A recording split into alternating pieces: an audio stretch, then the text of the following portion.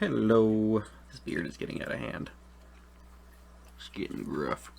Not a fan. Anyhow, I thought I should go over my Tal'Dorei campaigns. Central Tension. So, a lot of D&D games, and perfectly valid ones, are just gonna do, random missions going around. There's not really a central plot or central theme or anything like that. And that's totally fine. I prefer to have just a central thread going through that central tension. And for me, for my Tal'Dorei game, based in as I talked about last video, adventurers guild over in Wildmount, stuff going on. For me, I thought it was interesting to explore the idea of a fallen god. So one of the gods from the Tal'Dorei campaign setting. One of them being dragged out from behind the divine gate and bound to a being on the material plane. So that's what I went with. And flipping through the gods, I found the Moonweaver was for me the one that I sort of latched onto and connected with as I was reading through. So this is a god that's sort of meant to be chaotic good, sort of meant to be the veil to protect young lovers finding each other. So that was sort of their themes in there. Sort of a little bit of a Romeo and Juliet vibe to it, minus the problematic age ranges of those characters. But I digress. So for me, it sort of I come up with that central thought, and then for me, my process is just thinking about how we could get to that, how that would have occurred. So for me, it was a pretty straightforward.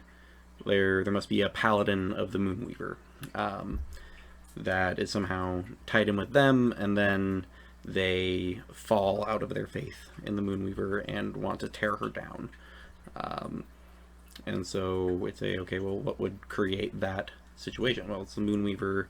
This is a paladin who worships her, so more than likely the lover she's paired with has been taken from her in some way. Her prayers have gone unanswered.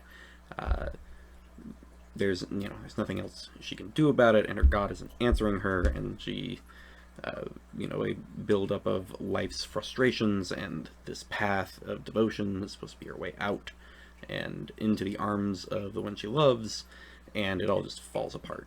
And so resentment builds, and she wants to strike back at this god that's failed her. So that is my sort of unnamed big bad in the background, is a fallen paladin. Now, why they would fall, having more specifics on it, I ended up wanting it to tie to the party in some way. So under that, I kind of set up a big bad who is using some research into the Moonweaver to get themselves some more power. They're trying to get a werebear, was a miniature that I got that I thought was cool, and said, okay, this warlock is trying to unlock powers from the Moonweaver to become a werebear, and the party ends up dealing with this character over and over, and eventually comes to the climax of coming upon them on their ritual to become a werebear, and they have to fight this either this warlock with various abilities, or a werebear, and it has their own that's its own challenge. So we've got a couple of big bads, a couple of layers of them, sort of a mid-tier big bad, and then a in the background big bad, and that's pretty good. So we know our general structure where we're going. The paladin would probably be taking. I have a great half-orc paladin miniature that works really well. So maybe it's the less common, more monstrous races that are being brought over to the Moonweaver's worship. That's part of the ritual. Getting twisted worship is somehow involved to tear her down. So we got a whole, but this is all like 5th to 8th level kind of stuff that's happening. So we gotta first we need to get to that point of the party has interacted with this warlock who's going to be a werebear and fighting or defeating them. Either way, removing them from the possibility of a relationship with the paladin big bad. So, I went over before how I like to set up a game where there's, the Adventurers Guild, random missions and things. So something that I like this central tension idea of is you can kind of just, every random encounter, every side mission still ties back into that theme. So the, if you have a very stereotypical thing is like, the princess gets kidnapped by goblins. You have to go rescue her. And it's like, well, she got kidnapped because she was sneaking out to meet a young lover, and that ties you into that, Moonweaver subplot of these star-crossed lovers that are, trying to meet. Every chance you get, you just kind of tie it. Again, you gotta go take out some, tribe of goblins that's raiding the town. Well, what's the name of that tribe? You call them the Two Moons, and they are tied into the ties them right into the Moonweaver concept. Something I do is the warlock involved is trying to gather enough moonstones for this ritual to gain that werebear ability.